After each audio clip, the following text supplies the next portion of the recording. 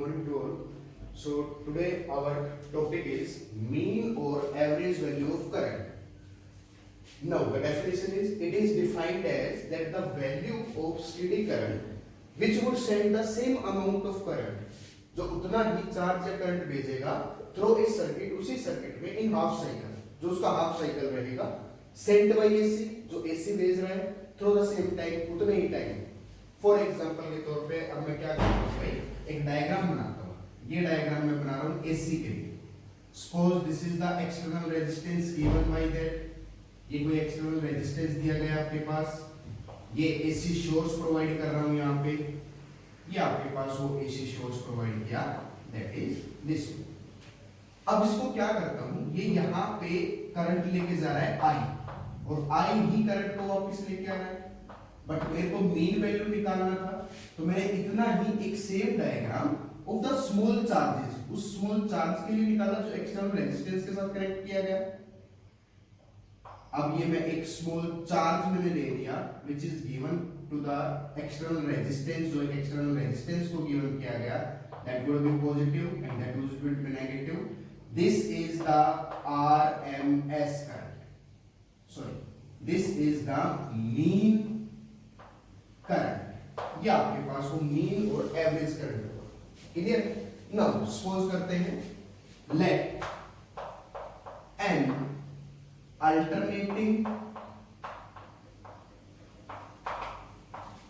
current, एक alternating current को suppose कर लिया, that is I is equal to I naught sine omega t, where I naught is the maximum current, जो I naught है that is the maximum current है बेटा, and omega t जो है this is the angle, ये वो angle है जहां पे वो इंक्लाइन किया है।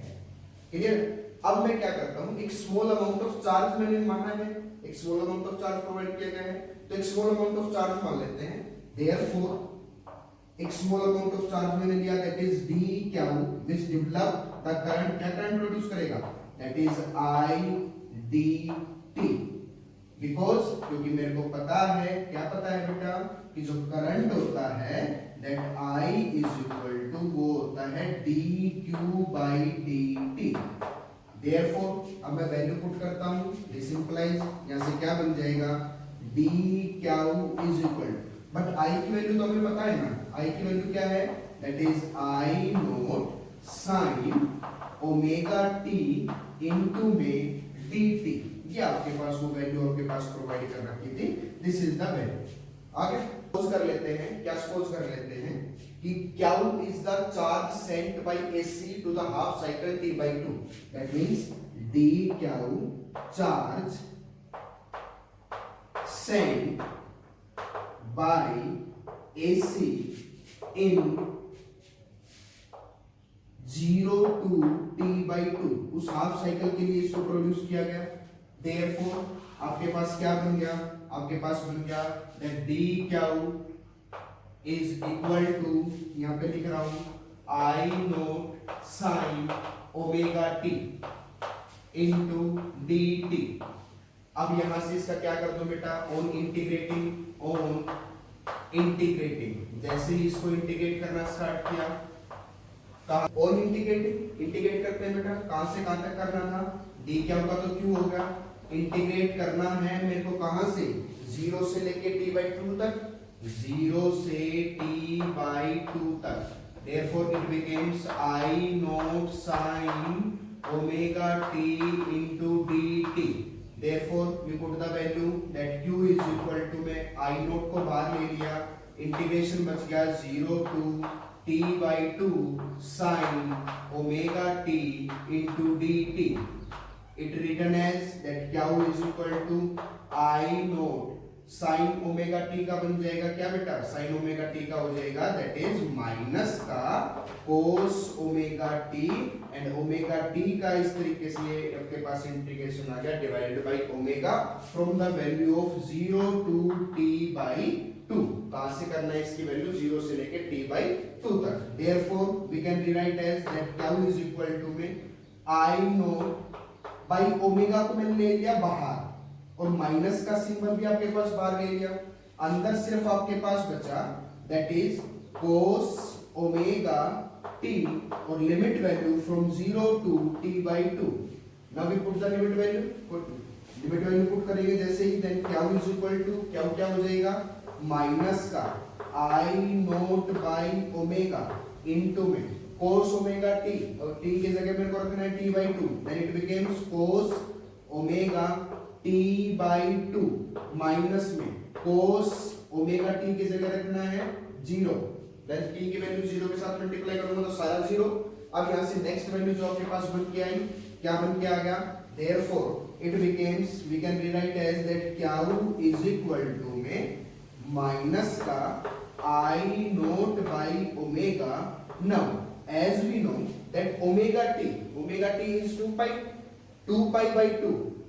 ओमेगा t क्या होता है भाई, 2 pi, और 2 pi by 2 करूंगा तो 2 से 2 कैंसिल, सिर्फ cos pi की वैल्यू क्या होगी, cos pi की वैल्यू होगी cos 180 होता है माइनस का 1, and also cos 0 is minus cos 0 की वैल्यू 1. अब इस वैल्यू को अगर मैं लिख दूं यहाँ पे तो ये आपके पास बन गया that q is equal to में माइनस का I naught by omega into में -1 माइनस का 2, then minus becomes plus, then it becomes that 2I naught by omega. This is the charge developed through the t by 2 cycle. Now हमें पता है कि अगर average, अगर मैं मीन निकालूं तो उसके लिए चार्ज क्या होगा, then Q is equal to में वो बनेगा आपके पास I एवरेज इनटू में टोटल टाइम कितना था t by q पे, बिकॉज करंट होता है Q is equal to IT. Therefore, for average current या mean current I into T, but we here taken as that T is equal to T by 2. Therefore, that Q is equal to. Suppose equation number first, equation number second. अगर दोनों equations को relate कर दूं, relate करने के बाद मेरे को क्या मिल रहा है? That 2I naught by omega is equal to I average into T by 2. Therefore I average की वैल्यू निकाल सकता हूं that I average is equal to, I average की वैल्यू क्या निकल के आ जाएगी, that is 2 ऊपर आएगा 2 to the 4 I naught by omega into T, but मेरे को पता है क्या कि omega into T forms that 2 पाई. यहां से वैल्यू कैलकुलेट करता हूं, देन आई एवरेज या मीन कहूं वो आपके पास बनेगा 4I note by 2 pi, 2 to the 4, that becomes I average, जो कि आई एवरेज आपके पास बन गया 2I note by pi. This is the I average value. If we calculate this value, अगर हम इस वैल्यू को कैलकुलेट कर रहे हैं तो आपके पास जो वैल्यू बन के आएगा वो वैल्यू क्या बन के आएगा भाई, that I average is always equal to, अगर मैं सोल्व कर लूं 2 by pi, then 2 by pi का मतलब 3.14, so we have the value 0.637. इतनी वैल्यू हमें प्रोवाइड करेगा.